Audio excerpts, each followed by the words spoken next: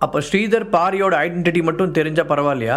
அவன் மீண்டும் பிடிவாதமாக நிற்க, அது பரவாயில்ல, நாம் எல்லாரும் முகமுடி போட்டுட்டு சுற்றினா எப்படி மற்றவங்களுக்கு நம்பிக்கை வரும்? நம்மளை ஏதோ முகமுடி கொள்ளக்காரங்க மாதிரி நினைக்க மாட்டாங்க. ஸோ இப்போதைக்கு அவங்க 6 பேரும் தான் நம்மளோட அடையாளம். அவங்களுக்கும் இது பெருமை தான்.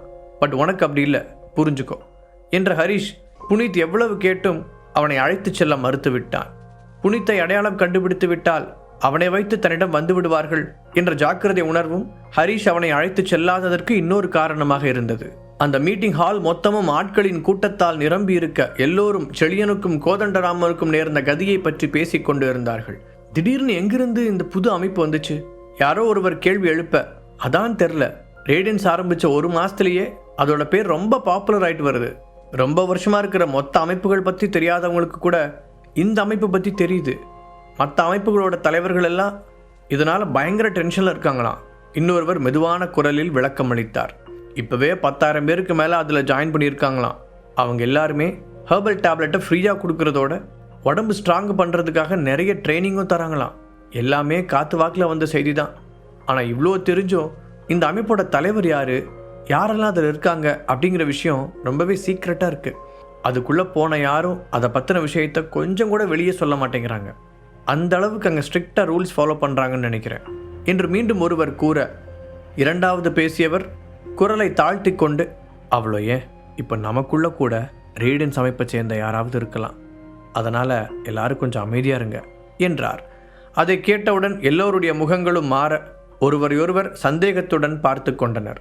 அங்கு நடக்கும் விஷயங்களை எல்லாம் ஆடியோ மூலம் கேட்டுக்கொண்டிருந்த ஹரிஷ், எல்லாமே நாம் நினச்ச மாதிரி கரெக்டாக தான் போயிட்டுருக்கு, நான் சொன்ன மாதிரி மற்ற ஏற்பாடுகளெல்லாம் பண்ணிட்டியா என்று ஸ்ரீதரை பார்த்து கேட்டான்.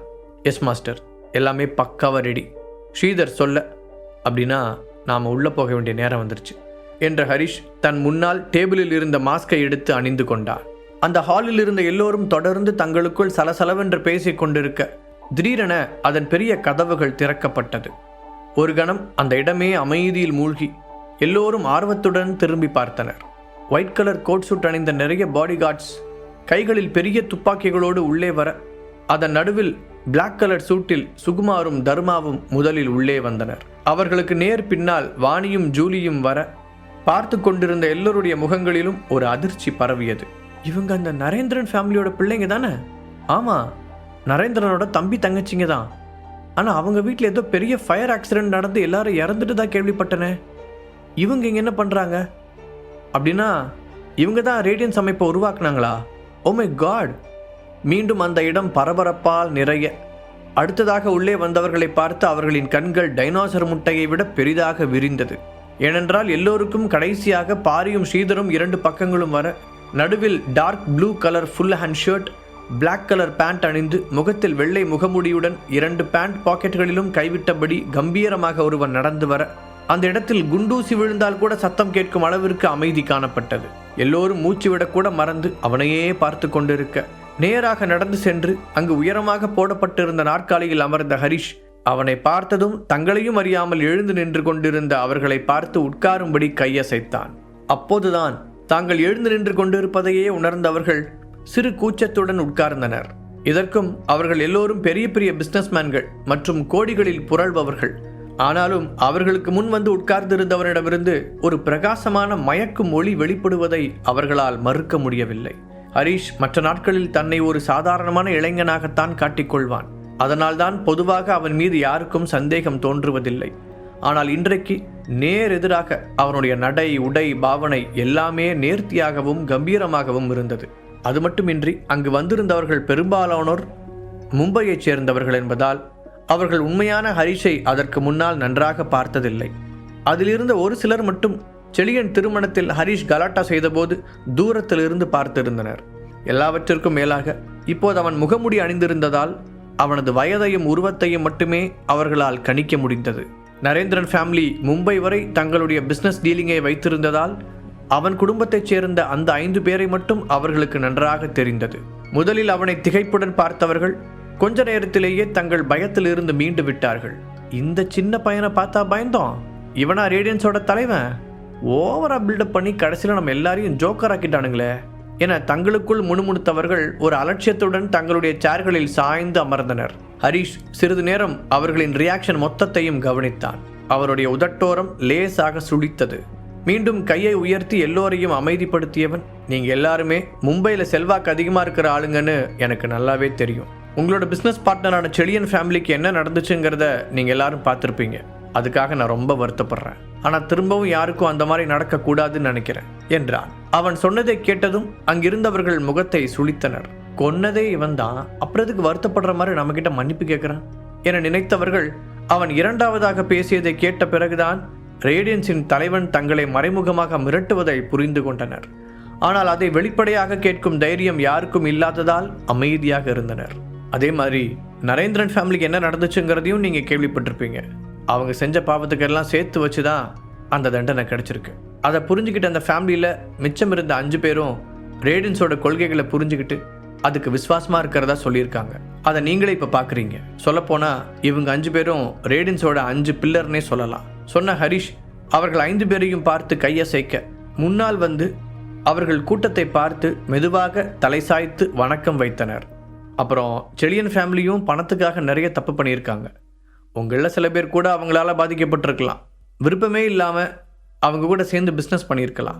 இப்போ மும்பையோட பிஸ்னஸ் சர்க்கிளை கண்ட்ரோலில் வச்சுருந்த நரேந்திரன் ஃபேமிலி அப்புறம் செழியன் ஃபேமிலி 2 பேருமே இல்லாததுனால நீங்கள் நிம்மதியாக உங்கள் பிஸ்னஸை பண்ணலாம். உங்களுக்கு வேறு எந்த தொந்தரவும் வராமல் ரேடியன்ஸ் பார்த்துக்கும். ஹரிஷ் நிதானமாக கூறி முடிக்க அதுவரை அமைதியாக இருந்த எல்லோரும் ஒருவர் முகத்தை ஒருவர் பார்த்து கொண்டனர். அவர்கள் முகத்தில் இன்னும் முழு நம்பிக்கை வரவில்லை. ஏனென்றால் காரணமே இல்லாமல் ரேடியன்ஸ் இதையெல்லாம் செய்ய வேண்டிய அவசியம் இல்லை. அப்படியானால் அவர்களிடம் ஏதோ ஒன்றை ரேடியன்ஸ் எதிர்பார்க்கிறார்கள். அதென்ன? எல்லோருக்குள்ளும் கேள்வி எழுந்தது. திடீரென கூட்டத்திலிருந்து ஒருவன் எழுந்து, நீங்கள் சொல்கிறதெல்லாம் எங்களுக்கு நல்லாவே புரியுது. ஆனால் இந்த உலகத்தில் எதுவுமே இலவசமாக கிடைக்காதுன்னு எங்களுக்கு தெரியும். தப்பான வழியில் பிஸ்னஸ் பண்ண 2 பேரை நீங்கள் அழிச்சிட்டீங்க. இப்போ நாங்கள் எல்லாரும் ஒன்று சேர்ந்து நேர்மையான வழியில் பிஸ்னஸ் செய்யணும்னு சொல்கிறீங்க, அப்படி தானே? ஆனால் அதை தாண்டி இன்னும் ஏதோ ஒரு விஷயம் பாக்கி இருக்கிறதா எங்களுக்கு தோணுது என்று கேட்டான்.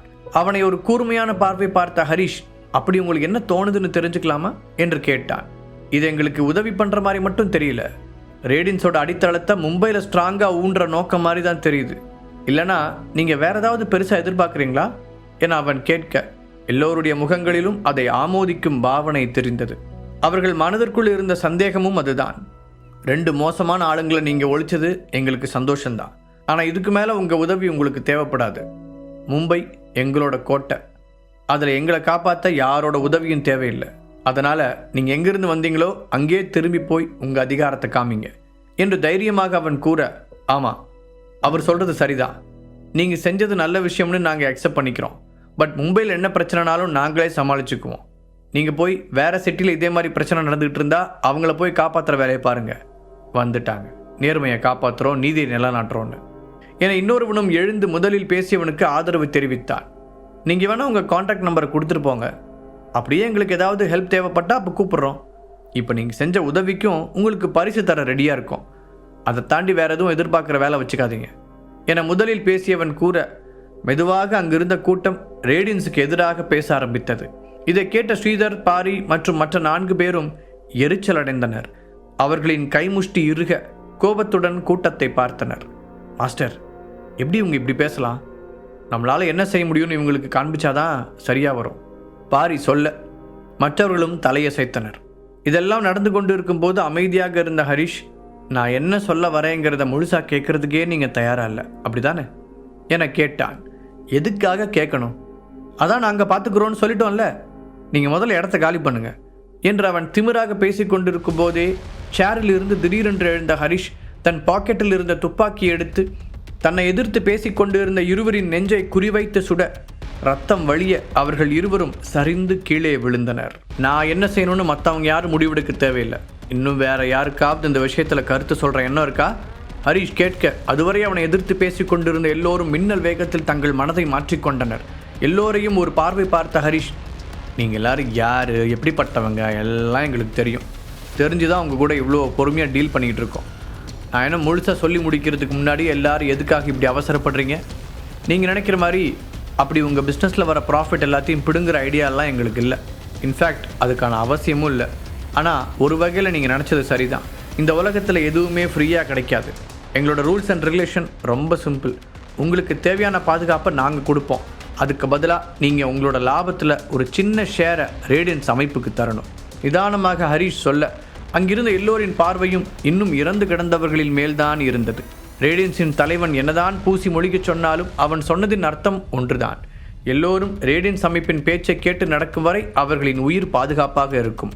அதை விட்டு அவர்களுக்கு எதிராக செல்ல நினைத்தால் என்ன நடக்கும் என்பதற்கு உதாரணமாக 2 பேர் அவர்கள் கண்முன்னால் இறந்து கிடந்தார்கள். இப்போது அவர்களுக்கு என்ன யோசிப்பதென்றே புரியவில்லை. குழம்பி போய் கிடந்த முகங்களை பார்த்த ஹரீஷின் முகத்தில் ஒரு சிரிப்பு தோன்றியது. முகமுடியுடன் இருந்ததால் மற்றவர்கள் அதை பார்க்க முடியவில்லை. ஒரு வகையில் இந்த குழப்பத்தை தான் அவன் எதிர்பார்த்தான். குழம்பிய குட்டையில் மீன் பிடிப்பது எளிது என்று அவனுக்கு நன்றாகவே தெரியும்.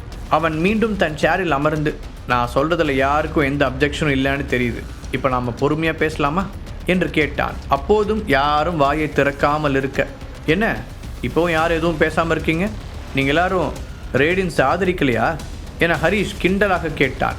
அதற்குள் கொஞ்சம் சுதாரித்து விட்டவர்கள், அப்படிலாம் இல்லை, ரேடியன்ஸுக்கு எங்களோட ஆதரவு நிச்சயமாக இருக்கும் என்று வேகமாக ஒருமித்த குரலில் சொன்னார்கள். இந்த சின்ன பையன் தங்களை என்ன செய்துவிட முடியும் என்று அவர்களிடம் அதுவரை தெரிந்த அலட்சியம் இப்போது காணாமல் போயிருந்தது.